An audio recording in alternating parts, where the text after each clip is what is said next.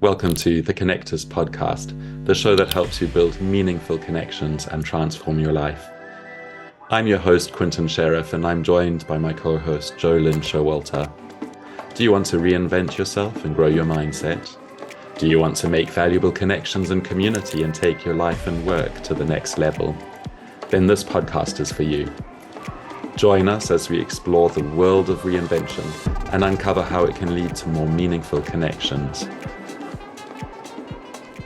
Hello. Good morning, good morning. How are you ladies doing? Oh, so good. So good. And it's only 10 a.m. on a Sunday. Awesome. The sun is shining. I'm a happy girl. Yeah, we got gorgeous weather today. Yeah, don't we? Yeah. How are you, Joe? It's a little overcast in London today. I can hear these announcers outside because there's the Forest City road races. So they were announcing stuff like bright and early. And I was like, what is going on? Because there was a concert down the street last night. I'm like, is that concert still going? But no, it's the races today. So, but I've had it. That's not a nice wake up for a Sunday morning. No, not really. Well, we had such gray weather, right? Because of the fires and all that yesterday, at the end of the day, we got sun. And I'm just realizing how much the weather impacts me as an individual. Mm-hmm. And then the minute the sun came out, I was like, oh, I'm alive. It's true. That's how I've been feeling the last 2 weeks. I can know. totally relate. It's like the sunshine brings me happiness more than anything. Yeah. Totally. So we're very excited to welcome our guest Sonia Di Maulo today, and Quentin is going to do a nice little opening for her. For sure. It was very tough to think of this, Sonia, how to introduce you, because you've impacted my life over the last 3 years in so many ways. Sonia was my lecturer for the master's degree that I completed. We've worked together. We've volunteered for other organizations together. We've gone away for workshops and retreats. And all I can say is, I just love you, and I think you're amazing. Well, I love you too, in case you hadn't noticed. Thank you. I'm always thinking about Quentin. Yeah, Quentin can help me with this. Quentin can help you with this. That's weird. I'm always thinking about Quentin too. Ladies, you're making me blush. Just a love fest here today. It's a Quentin fest. Let's do it. No, it's supposed to be the Sonia fest today. Sonia grounds emerging leaders and businesses in prosperity and purpose using her 23 plus years of experience in the field of performance improvement and her award-winning book and programs. As Chief Reinvention Officer of Harvest Performance and co-founder of Reinvention Canada, she moves work, workplaces, workers, and the world from confusion to clarity, from stagnation to reinvention. She focuses her thoughts, words, and actions to activate her living legacy, ground 100,000 emerging leaders to discover, create, embrace, and breathe life into their living legacies by 2025. She lives in Laval, Quebec, in Canada, with her husband and is a proud mom of 2 boys who are now young men. She enjoys family time, watching science fiction movies, and listening to and being inspired by Queen's music and legacy.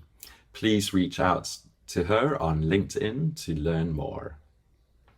Welcome, Sonia. Wow, that's me in a nutshell, that's for sure. It sure is. I'm so happy to be here today.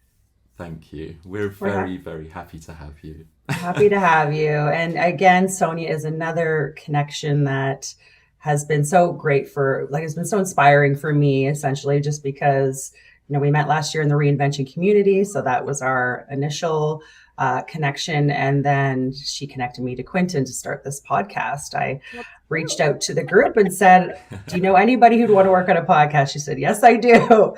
And thankfully she knew someone, worthy of the project. So yeah. Who's not too much of a The pain to labor, work here with. they are. Yeah, that's it. So on this optimistic, upbeat mode, we generally chat about wins of the week and a fail of the Oh, week, or what we learned something. So do we have a win of the week or a fail from anyone?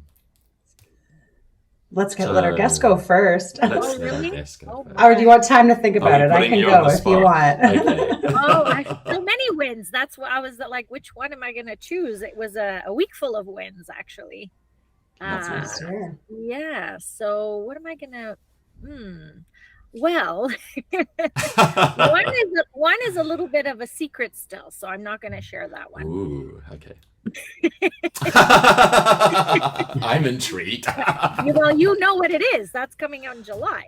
I know what that is. I've already right, signed right. up. That's right. Oops. But We'll have to have another episode for that one, I we guess, will. right? Yeah. Well, I guess I could share. I mean, it's not a big secret anyway. But yesterday we completed the Take the Leap. So that's my program, Take the Leap.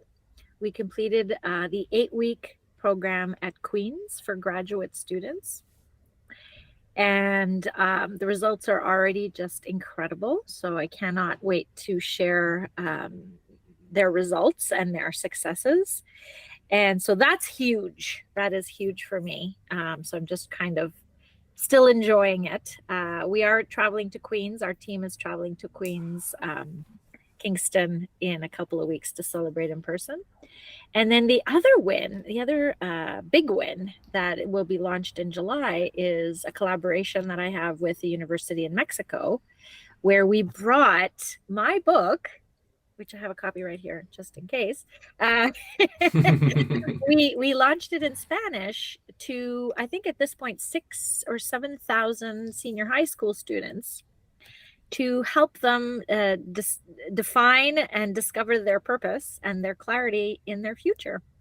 And it is also having some really, we're doing this research. It's 2 years in the making. So we're going to be launching some news in July. Wow, Oh that is my exciting. God. Congratulations. Yes. I know. That's all this week. Did I hear 7,000 students in Yeah, Mexico are going to take this? Good. They did Lord. already. No, They did already. Yeah, they did already. So we started in the fall of 2020, I believe. Amazing. And how did that collaboration come about? Like, what led you to that? And how? Oh, Yeah. that's a good story. Well, so in 20, time is just so weird post-pandemic. But right before the pandemic, I think 2018, I think it was, or 2019. Anyway, I attended a conference to speak about my book and my model, my growth framework. And I had a poster session. I don't know if you know what that is. Like you set up a poster and there's a bunch of people. You're just kind of standing next to your poster and people come and see you and you talk to them. So it's very informal and I love it. It's very friendly. So I met a gentleman who worked at Tech Milenio. This is the university in Mexico. And I was standing next to my poster and at that point it was almost done and there was no one coming. So I said to myself, oh, I'm just going to put everything away. Like the conference is over.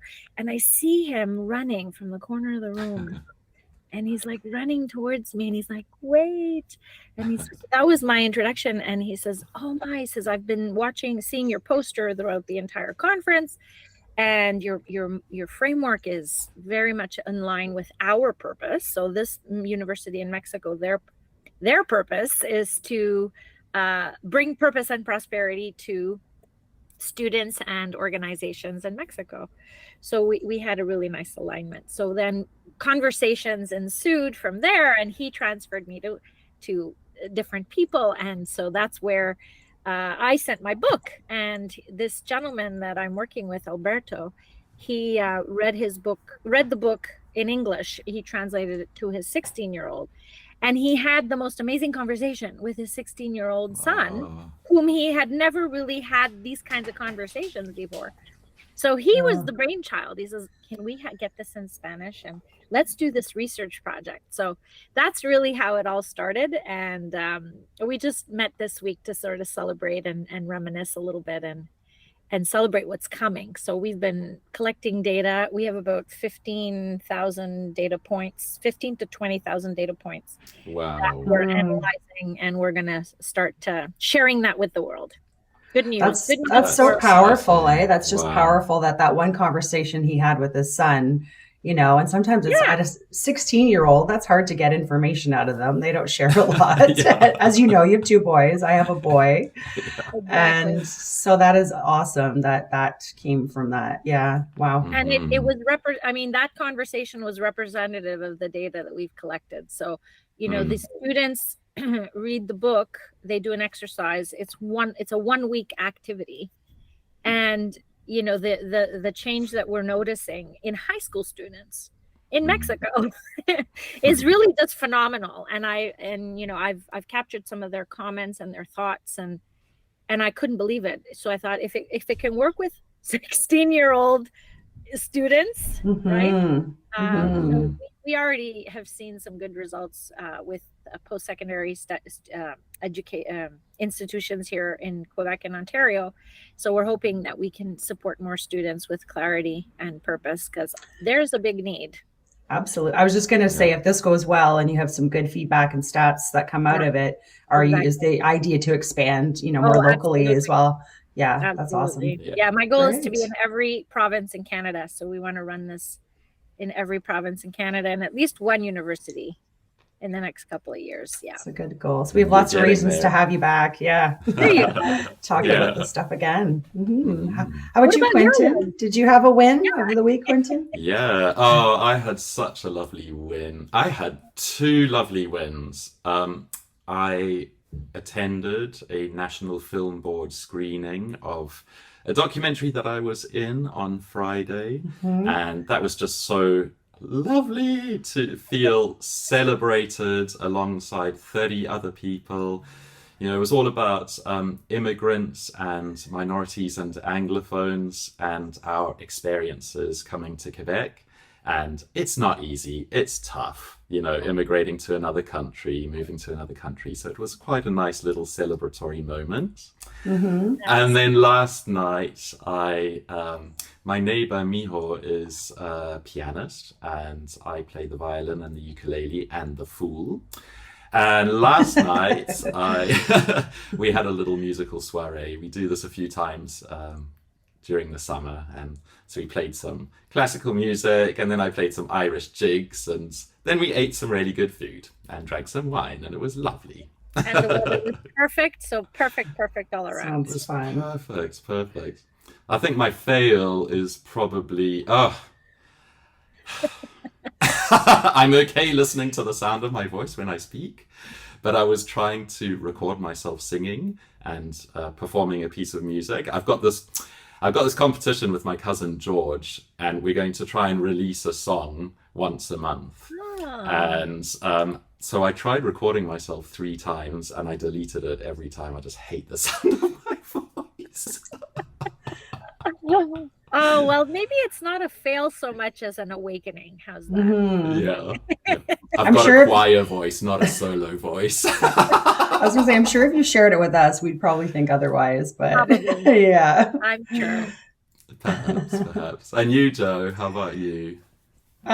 Wins, I'm going to say, well, we released episode 7 last Friday, so that's always a win when we have another episode out. So yay, that was a really good one. I hope our audience went to listen to it, but it's Pete Bombachi from the Genoa Project. So it was a really good episode. And then this is episode 10 today. So when we release yours, Sonia, will be episode 10. So that's super exciting. We're in double digits. That's amazing. I know. And I'm going to say I had a couple little training sessions last week at work that inspired some new opportunities, essentially. And I'm just finding ways that because of the podcast, even I'm connecting some dots at work that are sort of creating new opportunities in terms of bringing some of this messaging that way into my corporate world. So Nice. I can't speak too much about it specifically at this time. It's a little vague, but it's a good thing. I'm just seeing that sort of cross pollination of what's happening here with the podcast, and just those little breadcrumbs keep popping up in other places. So yeah, it's really nice feeling. Awesome. Mm-hmm. Little Mm-hmm. sparks, little sparks. Little sparks. Yeah, Yeah. follow the sparks. Exactly. I like that. Yeah. Do you have a fail for the week, or was everything hunky-dory? Oh, fail. I don't know. It was a very full, like, I feel my weeks have been a lot fuller lately, but in a good way. And I'm just trying to organize kind of my best output time, which is usually the morning, and then finding ways to do more of my learning and absorbing in the afternoons or in the evenings and things like that. But I still struggle with like self-doubt, you know? I think when I'm trying something new, I'm like, "Oh, what about this?" And then, you know, you get that little voice in your head that starts to pull you, drag you Yeah, down. And when I had a couple ideas this week, I noticed it. So I'm aware of it, good. but I'm aware Mm. of it. So I'm just trying to work through that. Yeah. Yeah. Yeah. Awareness is Mm. honestly 50% of the hurdle or the mountain you got to get over, you know. When I taught adolescents, they would obviously not be super aware of themselves or things, and we would talk through situations, and they'd be like, okay, now I get it. And I'm like, fantastic, you're 50% of the way there. Now the work is on you to get the rest of the way. Yeah, Yeah. exactly. Yeah. So, Sonia, you mentioned your book. So that came out in 2012. That's right. The Apple in the Yep. Orchard, Yep. Finding the Courage to Emerge as a Leader. What would you like to talk about in terms of like how the book, you know, describes living a life with purpose, and how can people, you know, relate to that? I feel we talk about this purpose thing a lot in life and living with your purpose, and I think for some people they struggle with that and what that means. So, what does that mean to you, and how can other people tap into what their purpose is? Yeah, that's a big question. It is. It really is. And if you could tell me how, and give me some notes. Those are hamburger questions. That's like a triple decker. It Yeah. was. It was. Yeah, so I think what's interesting to me, because I every Friday I try to do a reflection, or Saturday morning I try to reflect on the week, just like we do here, which is lovely. And my reflection was around the book, and the fact that I birthed this over 10 years ago. And it came to me, the story, because it's a story. It's you know, it's not, it's a work of fiction, actually, based on what we know about living systems and apple orchards, fictionalized, of course. And the research that I did and the book that I wrote, the story that I wrote, just it came to me on a flight home. I was doing some work in Italy, and I was flying home, and it literally came out during the 8-hour flight. It just, Wow. and and then of course it took me 2 years to to edit it, and I had two editors. You know, the illustrations. I mean, it was really just a labor of love. Mm. And I wanted to write a book that was meaningful, that was quick to read. So that was pretty much my focus. I wanted something inspiring. And what I realized is that I've inspired myself in the process, because I return to it time and time again. And really, at the heart of the book is connections. It really is all about connections, and the fact that we we live our lives every day, and we see things sometimes, and sometimes we don't see things. Mm. Mm. So the connections are always there, and the connections are mostly invisible connections, just like in an apple orchard. So if we know anything about apple orchards, I mean, when you walk in an apple orchard, if you've ever done that, it just looks like a bunch of trees, right? But really, they're connected underground. So the connection is strong. They connect underground. They communicate underground. So They all the share roots, the like all roots. the tree roots all connect together. Oh, Yeah, but wow. Okay. I there's didn't know huge that. science behind this. I'm not going to pretend to be a biologist, or a specialist in any means, but I did a lot of reading to create the book. where, it's the mycelium underneath and the roots, and they're all connected, and they transfer energy and nutrients and water and a bunch of stuff. And then in the air, what we don't see is that they're connected through chemicals that they share into the wind, like air. tree pheromones. That's right. Yeah. That's exactly what it is. Yeah. Exactly. Yeah. And through these chemicals, they can warn each other about the locusts that are coming, or the storm, or whatever. Wow. So it's all invisible to us. We don't see it, right? And so with a connection there is that we also see ourselves as isolated individuals. And we also are connected invisibly to each other. And the connections are just spectacular, right? So just the three of us, in terms of connections and how we all got here today, that would be a beautiful web that we could create there, right? So what so the impetus of the book is that we are born with these very powerful capabilities or abilities to connect. But over our upbringing or culture or societal, expectations or whatnot, it's almost like we are led to believe that no, we are individual, we are on our own.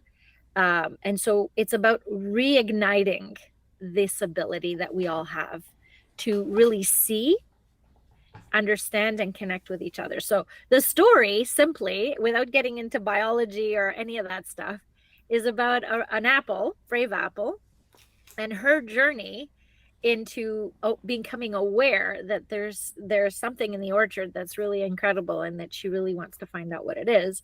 But she's up on a hill, and she just feels disconnected somehow. So she makes a decision to pop free from her bench and roll down to this thing that she's been witnessing from the top of her branch. And she comes to understand that there's deep connections, that the trees are talking to each other, that they're supporting each other. And so that connection really ignites in her something really special. And then of course she gets planted, and her story becomes legend in the orchard for generations. So the story here is that we all have this ability to connect, to plant, to inspire, and to inspire ourselves first and foremost, so that we can influence or support each other through things we can't even imagine. So it's quite powerful in that. And if I can just maybe offer one thing of advice in terms of how we can get there, is really boost awareness is number one. And then take little steps. What I often hear is people are like, oh, it's big, the staircase is big and it's long, and I'll start tomorrow. But it's really not about taking the whole staircase. It's just about taking a little step. And like the apple, she took this little step, and then she became very still and looked around and saw things she hadn't seen before. So we have to be still, we have to be aware, we have to open our eyes and enjoy the present. Really, it's about being present focused, to be able to see the connections that we maybe are not seeing. Like, there's so much abundance and love and energy in the world that we just have to be aware of and open our eyes to. And it's there. It's so powerful. Like I can't believe it sometimes. And sometimes, like you, Joe, I forget and I get discouraged. And I have to come back and remember that there is so much beauty out there. That's such a powerful statement and a powerful message. And as you're saying it, my mind's kind of like, I find every guest that we have on the show, it just kind of creates more affirmation in my mind and validation, all those things about why we're doing this show. And to me, the Connectors is like your book. Like, that's what the same message is we're trying to create a network and bring people together and create that connection. And so this is our story, right? And how cool is that? Yeah. I love it. totally Love it. You can find us on Twitter at The Connectors, on Facebook at The Connectors Podcast, and on LinkedIn at The Connectors Podcast as well. Or reach out by email at theconnectorspodcast@gmail.com.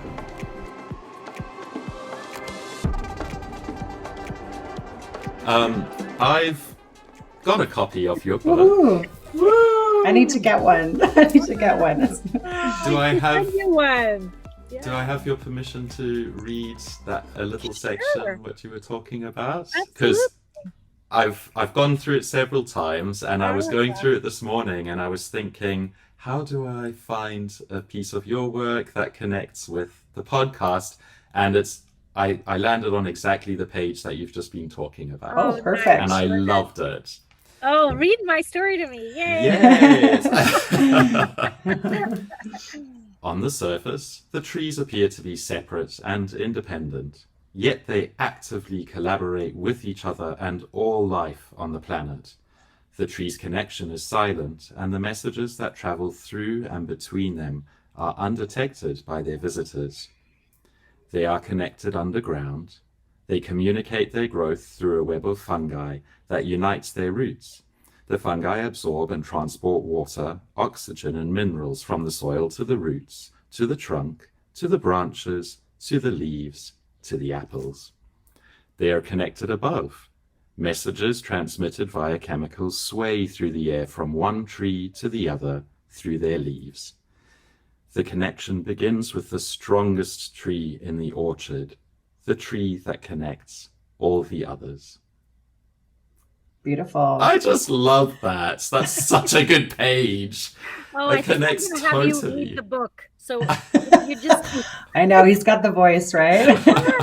Yeah, he's It's like not a the first na- one I've a narrated. nature show narrator. Yeah, he's like Yeah. a David Attenborough, right? I'll do it for you. I can do it in French for you as well.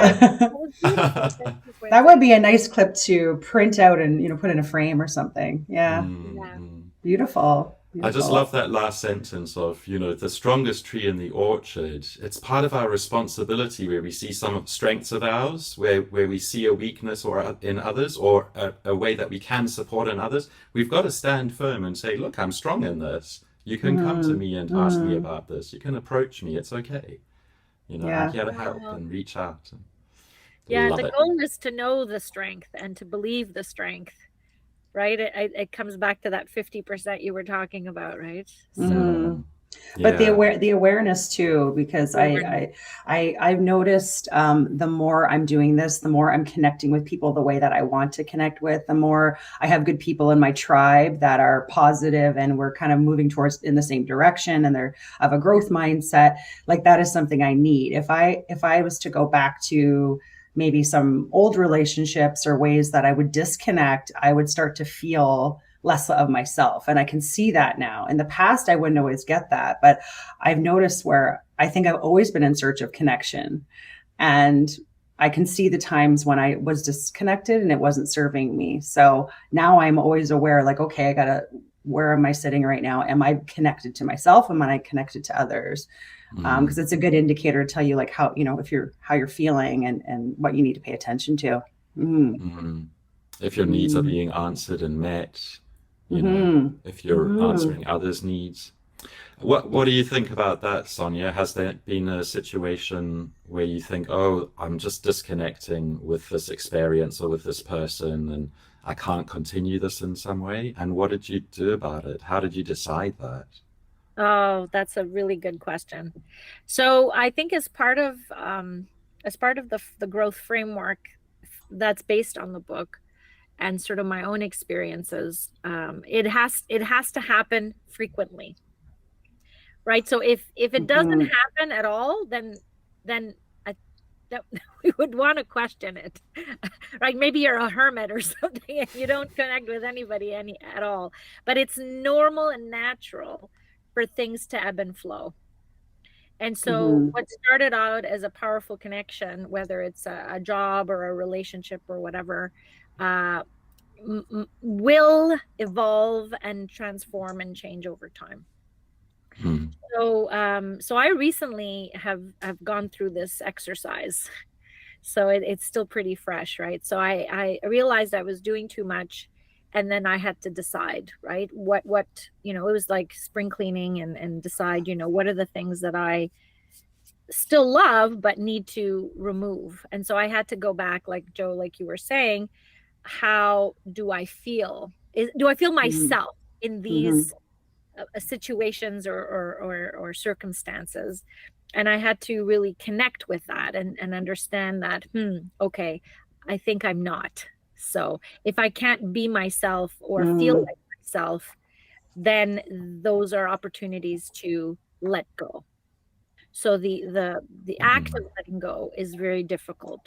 Just as a society, we have a hard time with that in general. And in fact, it's one of the things that I'm really, really interested in, and double clicking on, and zooming in on, is the whole aspect of grief and letting go, because it is one aspect of the growth model. You have to go through these things. And Mm-hmm. it might be easy done, right? And then sometimes it takes longer. So the thing that I had to let go of took me about 8 months to Mm. really think about and change, and reflect on, and then finally I made that decision. So it we should do it regularly, right? Just like Mm-hmm. you got to It's clean part of your a house. system. Yeah, it's like a Yeah, part of our system. exactly. Yeah, we got to do it just like nature does regularly, Mm-hmm. Yeah. right? Those big storms that come in and blow all the leaves out, that's them just cleaning house Yeah. and letting things go, right? And they do it beautifully in the wintertime. They just let it all go, Mm-hmm. and then they're reborn. And that's the cycle from the growth framework, is once Mm. we let it go, we can reflect and regenerate, and then be reborn. It's stronger than ever, but we have to be aware of the cycle. So where am I on the cycle? Mm. Mm. Am I in a growth cycle? Am I in a learning cycle? Am I in an emotional cycle? So I call these the intersections of emotion. If I'm feeling really deep emotion about something, am I connecting to it? Am I stopping and Mm. understanding it? Am I giving myself space to? Because when we don't do that, then we get stuck and we stay in that spot. Mm-hmm. I've So heard where am I this. in this? Yeah. Oh, sorry, the giving space thing that's come up quite a few times in conversations we've had. I think that's what Yes. people, it's like that pause and taking space. And I don't know, we're Oh, always rushing through life, right? And I don't think we take time to absolutely. do that. Yeah. Yeah. Rushing It's through totally, life, you miss the connections, you miss the connections with yourself first, Mm-hmm.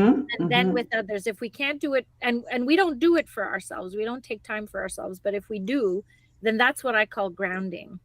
So if we can ground ourselves in purpose and prosperity for ourselves, then we create this.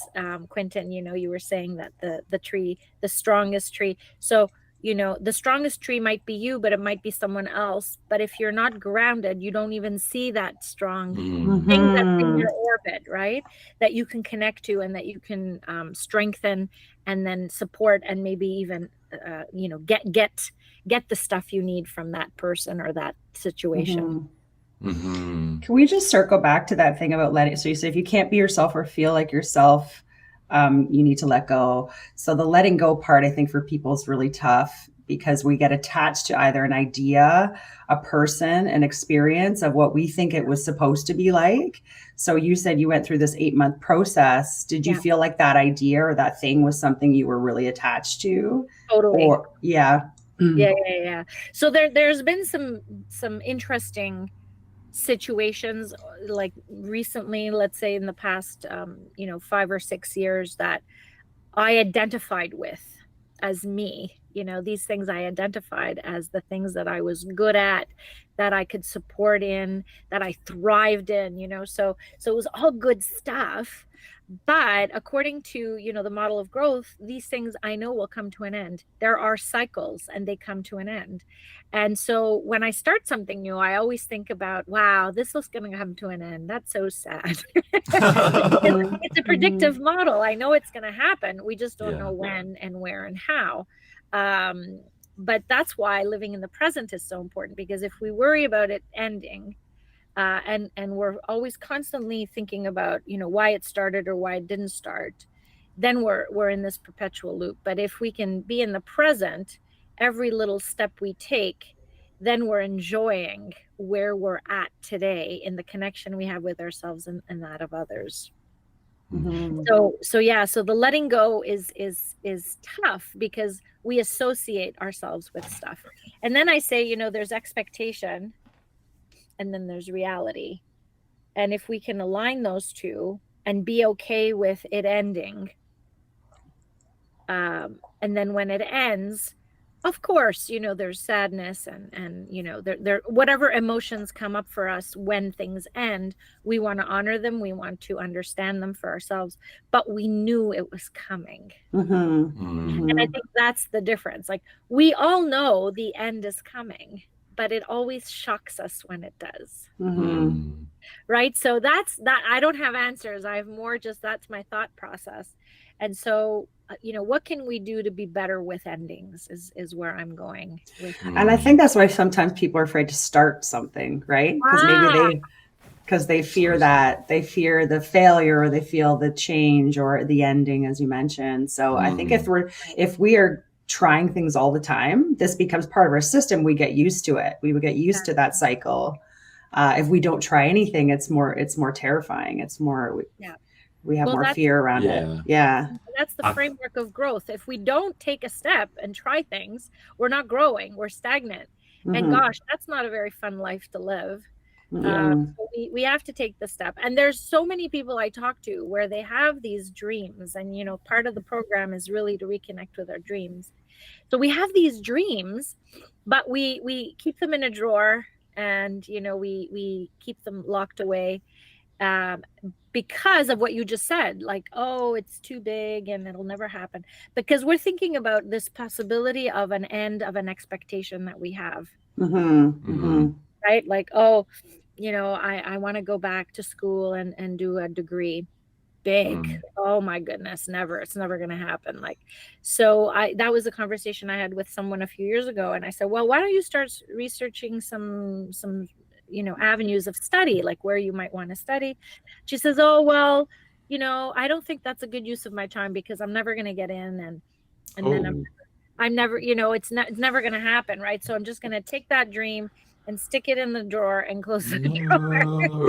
Right, here's the magic. So maybe you're never meant to do a degree. Maybe that's not the thing you're meant to do. But if you take the little steps that are calling to your desire, you're taking these little steps and you're talking to people about this desire that you have, you don't know where that's going to lead. It might not lead to a degree of study at all, but it might lead somewhere else that's exactly where you need to be. But just by putting it out there, you have to have the conversation. You have to take these little tiny steps. And so all the stuff that's happened with me and my book and the program and these collaborations that I have, I could never have imagined any of it. So like somebody says, write a goal statement. All those things would never have been in my outcomes. There's no way I could have even imagined any of those. But I just took a little step and I enjoyed the step, and I looked around and I connected. And then stuff happened, right? And it wasn't what I had anticipated or expected. It was the reality of what's meant to be. And then I had to align those. So that, I think that's the thing that keeps us stuck. We have expectations, we have dreams, we think it's too big, we put them away instead of just taking a tiny little step. And does this stuff tie into let's talk about some of your programs. You have the Take the Leap program. We've talked a little bit about Living Legacy. I'd like to know a little bit more about those. How did those start? Does some of this stuff that we're talking about fit into that framework? And all of it. All of it fits in. All Speaking as someone who's gone through the program, Take the Leap program, twice now. Yeah. It's great. Sorry, over to you, Sonia. Thank you. Well, we have improved the program tremendously since it launched in 2019. So it has evolved. But the community of Leapsters, which is what we're called when we complete a program, is, beyond my wildest dreams. They're just the most incredible human beings that I could ever imagine. So we connect in the program, and then we connect. So there's the standard program, and then we have a university program. So there's the university program that actually supports graduate students. And the cohort we just finished, we have 23 students in doctorates and postdoctorates completing. And it's been a huge success. In fact, it's the most successful program to date so far. And then there's, foundationally the same, but a program just for professionals, which is a little bit different. So essentially, we do the growth framework that I've been talking about. So we help people understand that, there's things that are new that start in our lives. We go through a period of growth, which is not necessarily enjoyable, right? So it could be an enjoyable growth period, but maybe it's not. Then we go through this learning journey, which is these little steps that I've been talking about. And then, you've got your emotional journey, which is we really have to take the time to study our emotions, how we feel, ground ourselves in those, accept them. Because sometimes oh, you shouldn't have any negative thoughts. No, that's not true. Not normal. You will have negative thoughts. You will have positive thoughts. And that's the idea, is we shouldn't label them. So these are emotions, and they're all valuable. They're data points that tell us about ourselves, that help us connect to our values and what we've been talking about earlier, which is, I'm not feeling like myself in this situation. That's a connection to a mismatch of values, right? And so you have to be aware of it to be able to grow and understand. So we go through the growth framework, and ultimately we look at something I call the 4 Ps, which is the grounding. So you ground yourself in your principles, your guiding principles, your superpowers, your passions, and your purpose. Once you've got the 4 Ps, then we create a living legacy plan. And this is where the living legacy comes in. So what exactly is a living legacy? It's 2 words put together that are kind of opposites, right? So when we think of legacy, we think of something that happens, after we're gone. Legacy, but living legacy really changes the whole feeling of the word.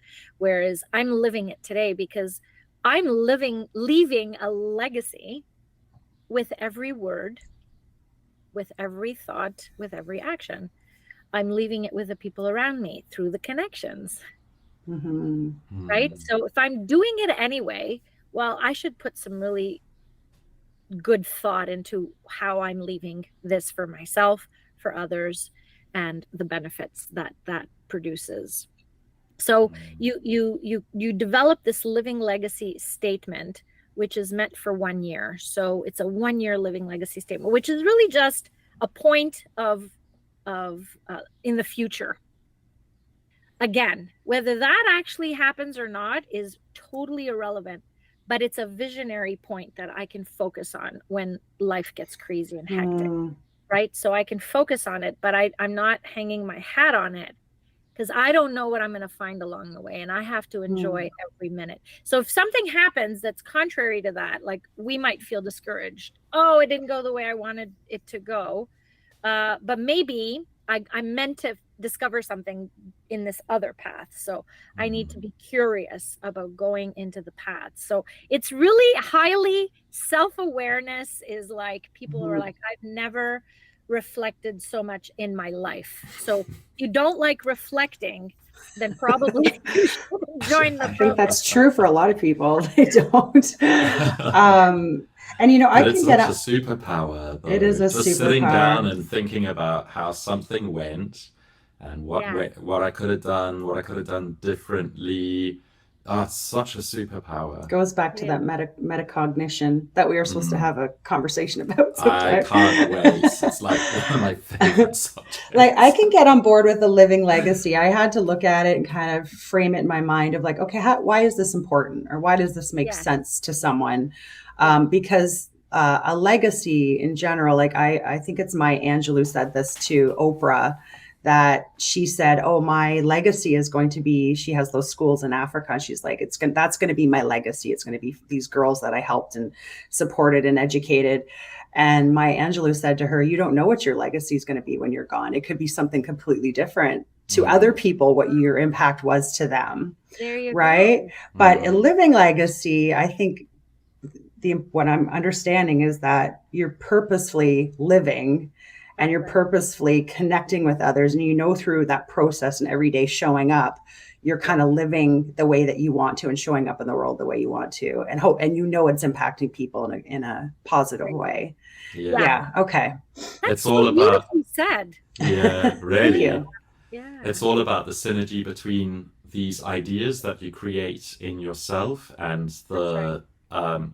the program goes through different exercises where you analyze yourself and you look at yourself from different ways, and then you put these 4Ps together, and then using the synergy and the interdependence, you try and go through quicker cycles rather than like There we go. waiting a whole year when, if your expectations and reality are very mismatched, well, there's going to be a big jump or fall that you're going to have to realize. Whereas if you're doing it in a quicker way, you're adapting and shifting step by step. That's Mhm. the deal. Mhm. That's the Mhm. Yeah, deal. Yeah. yeah. That's very powerful. I have one of my peer mentors. We met yesterday. She's in Paris and she's connecting from her Parisian holiday, and she's like, Sonia, I'm using the growth framework here in Paris on my vacation, right? Because it's Paris is such a big place, and you can almost feel like it's bigger than you. So she's like, I got to ground myself in what I'm seeing and who I'm connecting with, Mhm. so that I can enjoy this moment, as opposed to it being so big that I can't really ground myself in realizing what it is that I'm seeing. She says, I'm doing your program every day with every step I take on this vacation. So it is, the thing that's nice about it is there are tools for life. And that's what people keep telling me. These are tools that I'm going to use forever. Should you wish to, they are yours to continue to infuse into your life to help you enjoy the present, but with a plan that is totally you. It's not anybody else. Mhm. It's you. And who are you? Do we ask these questions? Not really. Right? Like, who Mm, am I? What is important to me? And then, I understand that when there's a values mismatch for me, that's when I start feeling terrible, and I go into I spiral down, right? So Mhm. if I can connect and say, this isn't working for me. I need to look at this again. And so that's Mhm. mm, reflection. It is a superpower, and we have to keep doing it if we want to live in purpose and prosperity. Mhm. mhm. I like that values connection you're mentioning, when we're not connected to our values, and you can feel that when it feels off. Totally. Yeah, if you're paying Yeah. attention to it. Yeah. So, Yeah. dear listener, dear viewer, if you're feeling a little turmoil inside, you're not sure what's happening, if there is a big decision coming up in your life, I strongly encourage you to take this program as someone who's already done it. Sonia, where can people find out more about this program, and when are you offering it next? Yes. Good question. So I have a free purpose lab happening. And these are like little bite-sized treats filled with bundles of value for an hour and a half on June 22nd. So there's 4 different times that you can choose. So I'll be purpose labbing all day. And so those are filling up nicely. So you can join that. It's free.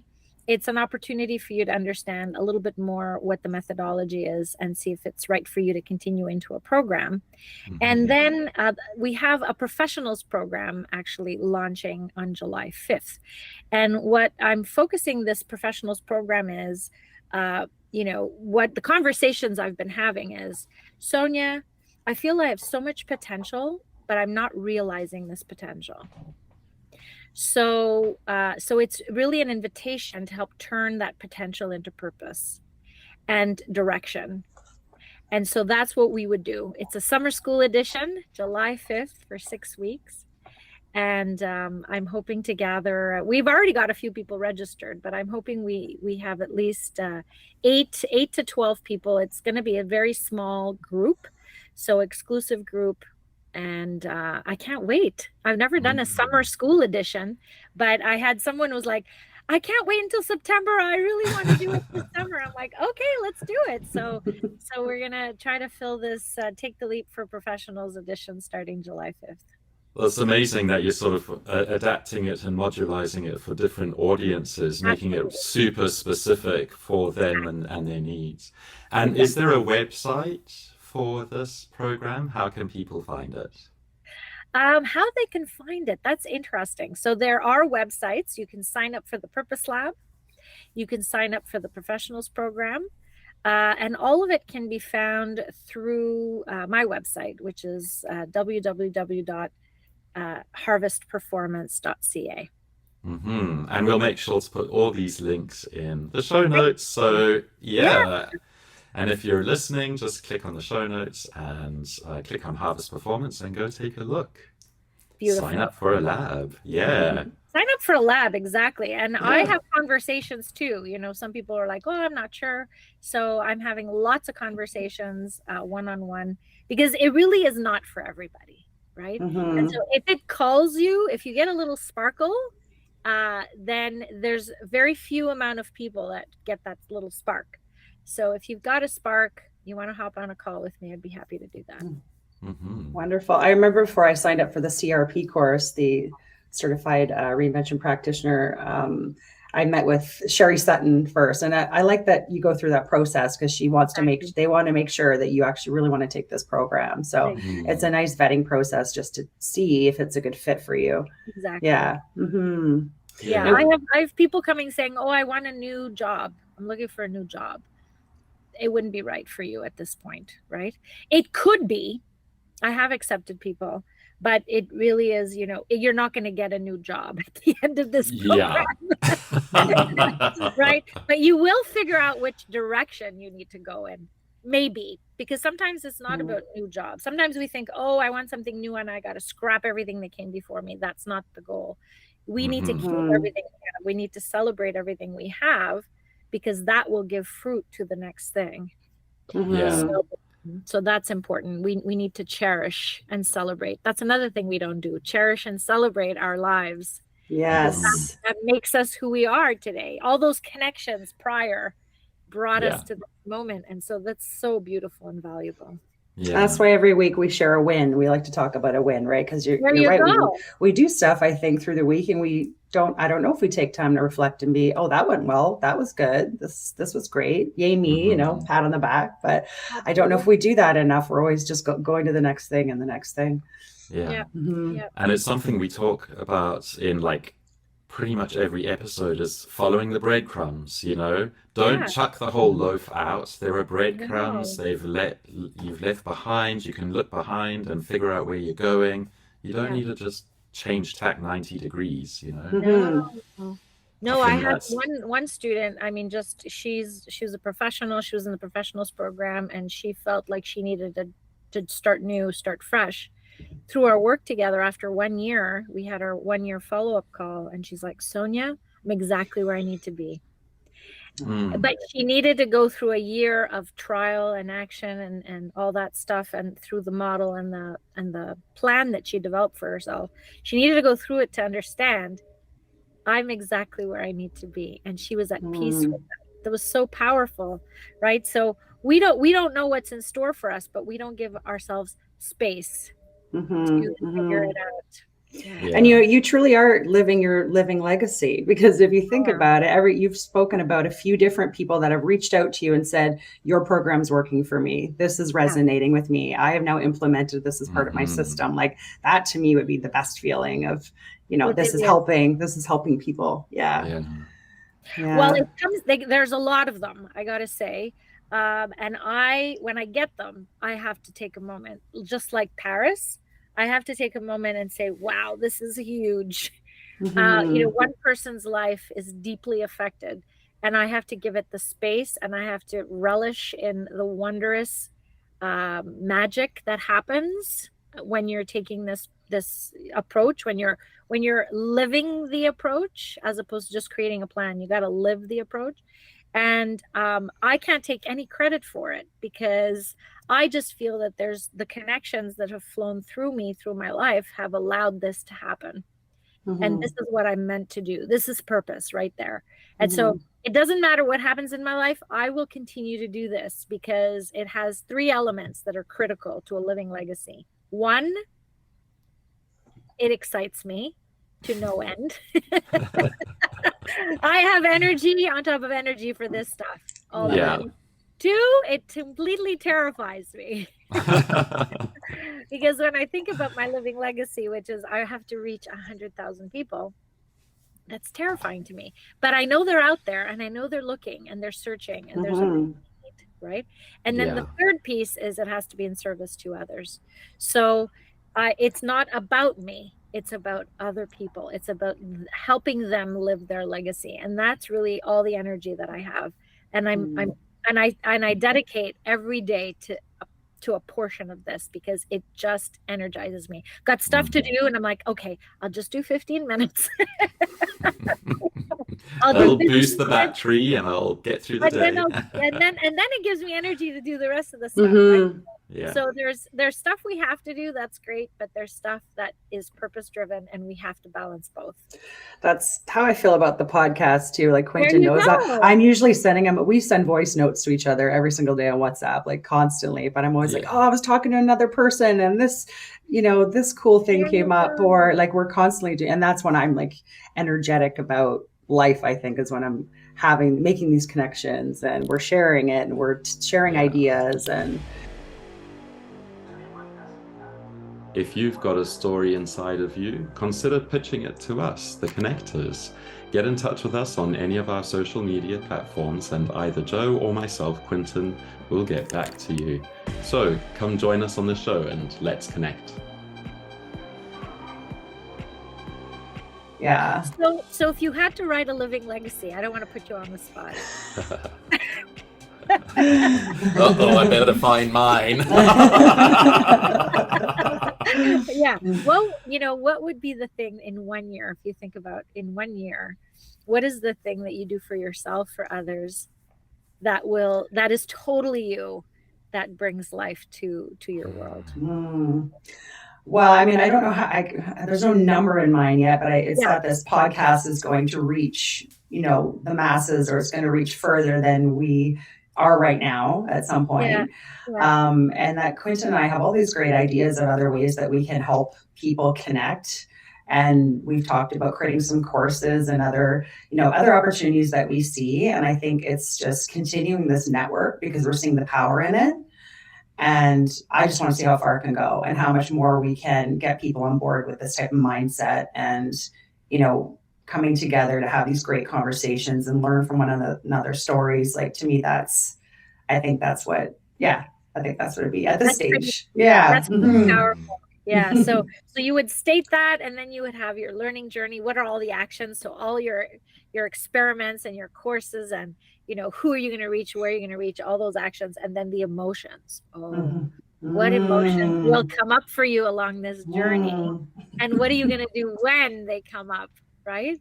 So planning ahead. So that's the plan, and then implementing it. And I can't wait to see where this goes, because I've got all kinds of energy now. I don't know what I'm going to do the rest of the day, but but yeah, I want to be part of your living legacy and help bring that to life, for sure. Thank you. Well, you already have. You're kind of our catalyst, I guess. So you're the catalyst that got Joe and I chatting about the podcast. And honestly, like, we've released 7 episodes, and it's been really surprising at the amount of people that have reached out to us and resonated. And the world is so ready for this. We've been talking to guests about it. You were mentioning it just a few minutes ago. People are reaching out. They're seeing this need.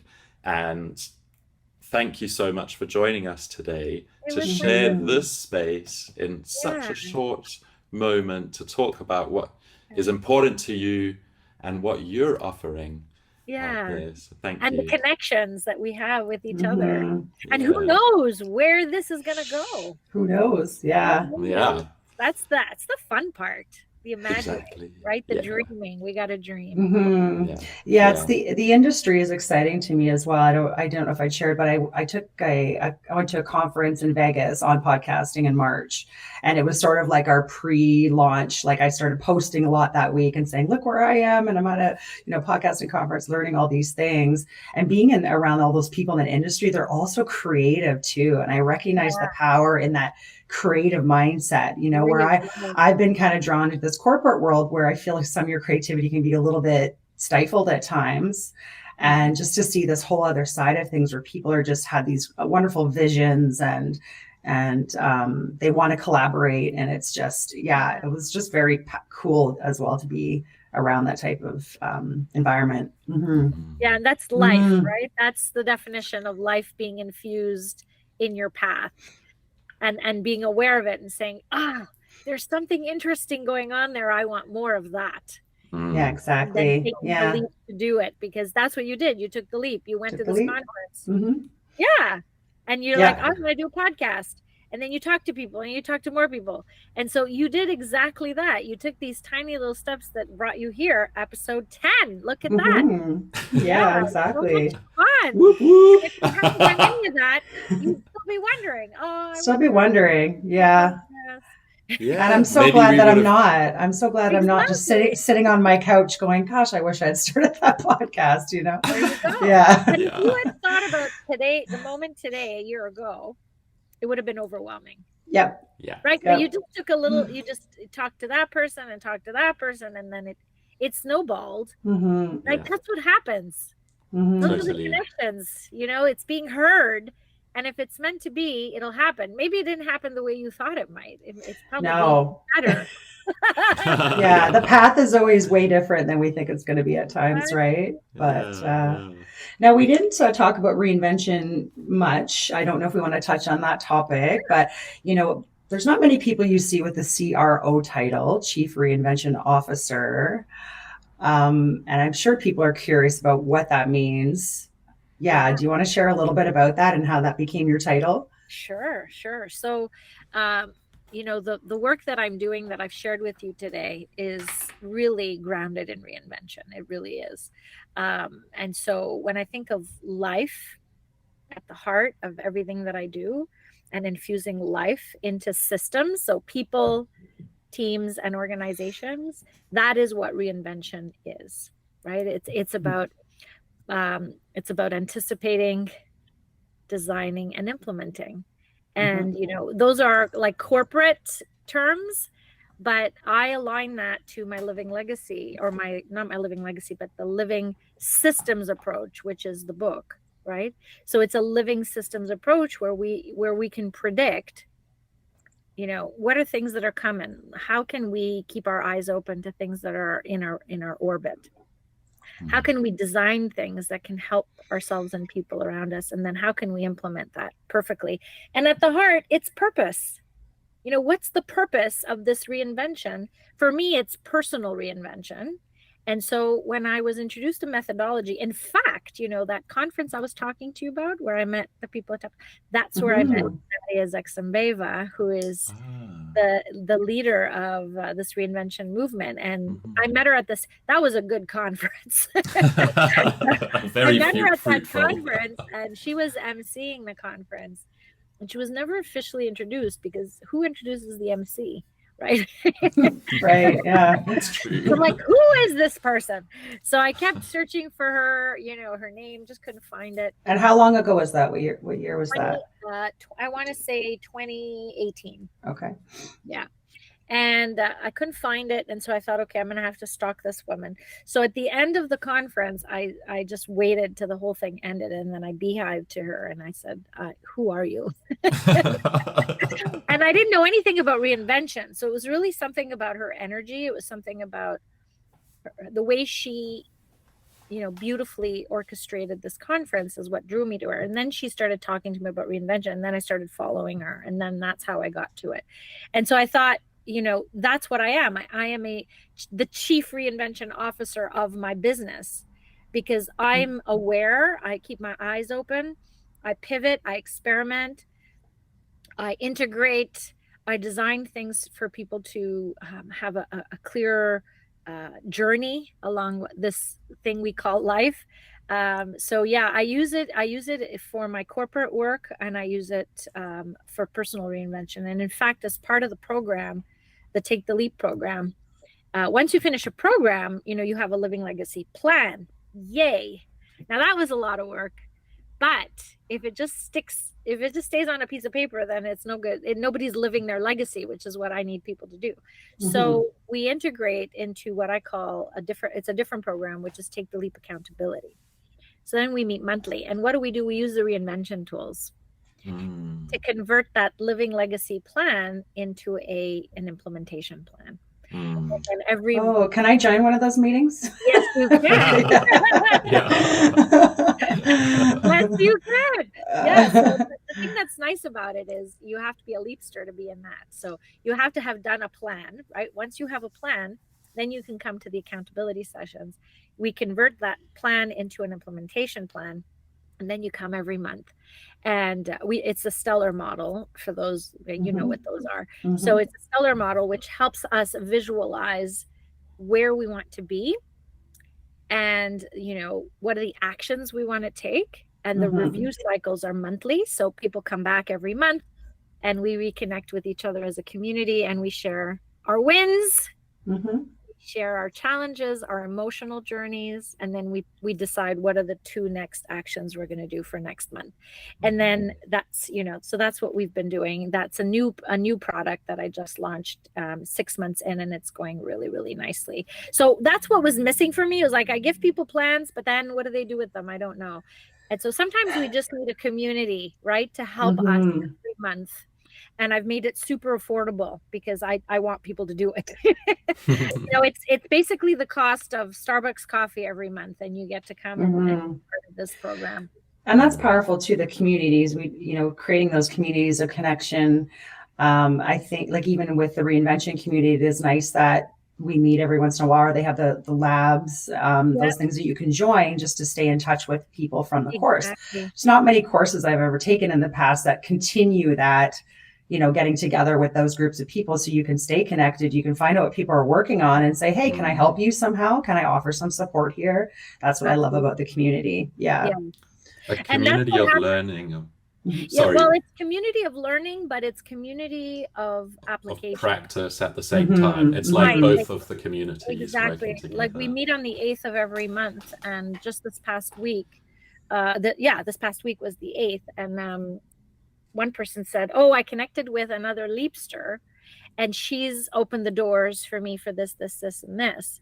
So it's the community that comes together to help each other out. So it's not really me at this point. I'm just creating the forum. We also speak the same language because we've done a program, and now we're helping each other flourish.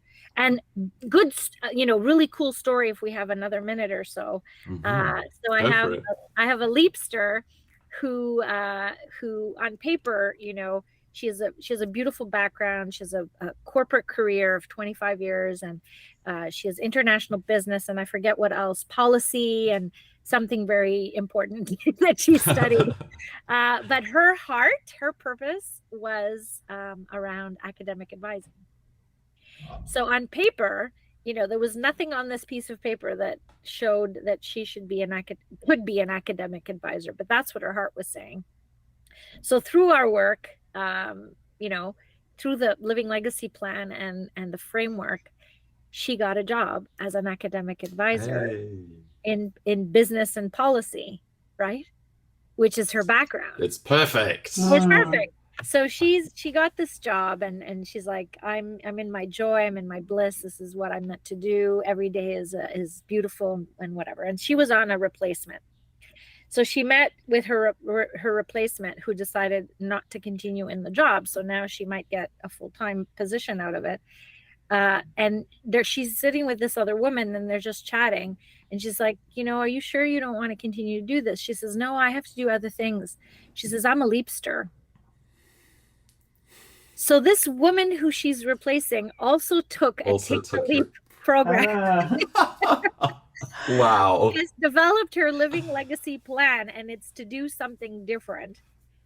And for her now to leave this position to another person who can do good with it. And she's off to do other things that she needs to do. So the world is so small, like these connections in these communities, and I get goosebumps when I think about it. And so I think that's what we're called to do. We're called to follow those sparks that we've been talking about. And if we follow those, we don't know where it's going to lead, but it will lead to a place that you absolutely need to be. Mm-hmm.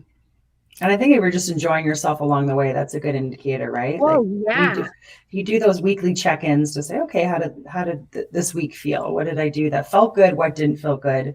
Just exactly. constantly doing those check-ins.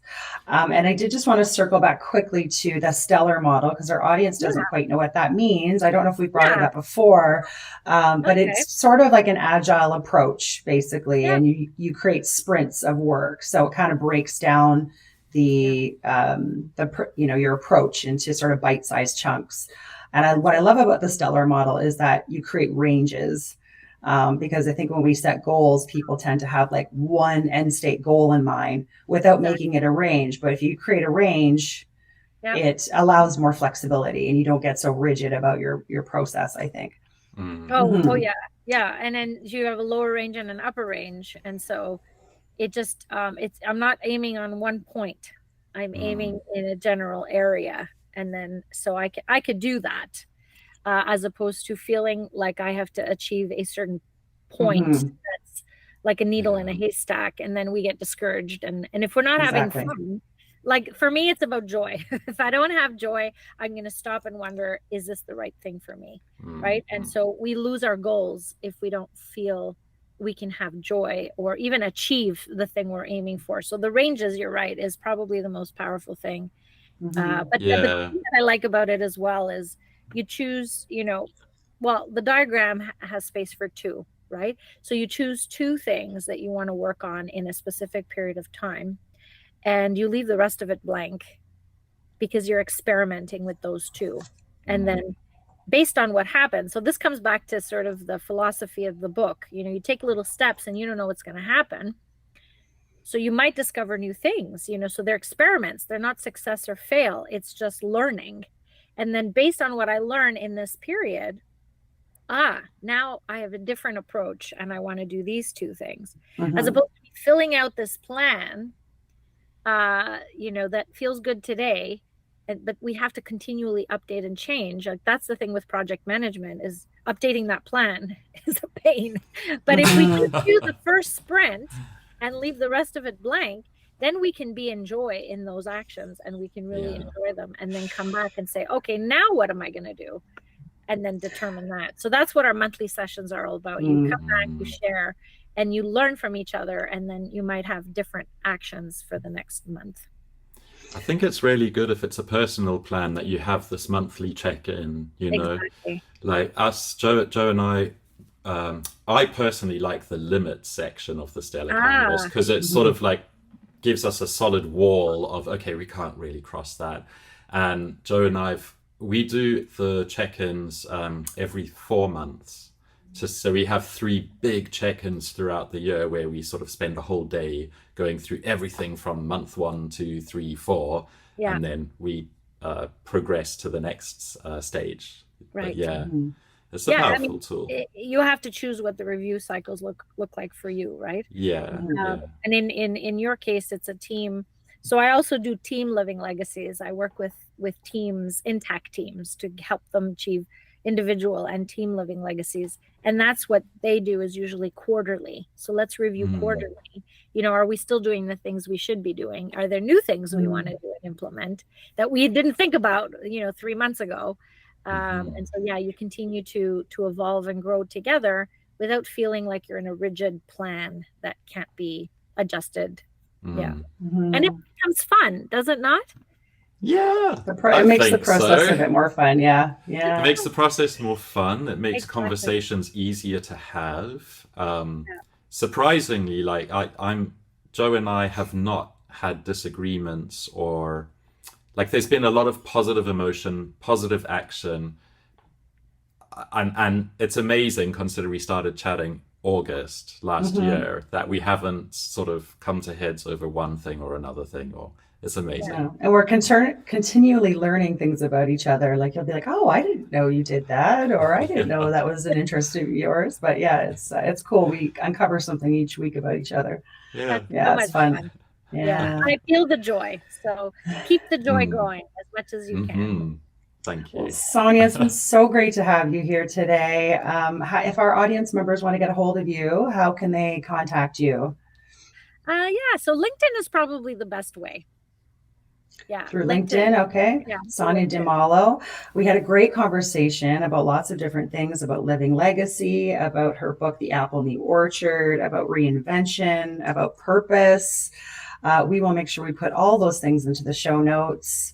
Thank you so much for being here. Such a Thank great you. conversation today. So much fun. Yeah. Yeah, I love learning about you, and I'm your biggest fan. Maybe not, but I hope I am. I think you are. But when we've got 10,000, darling, you'll have to stand in line. Exactly. But this is recorded. I'll always have this. There you go. Yeah, Exactly. Yeah. exactly. Yeah. So Fantastic. Thank you so much for you. joining us. What a joy. Thank you. Yeah. So tune into the Connectors podcast and discover how personal reinvention can lead to deeper connections. Come along for the journey and let's connect.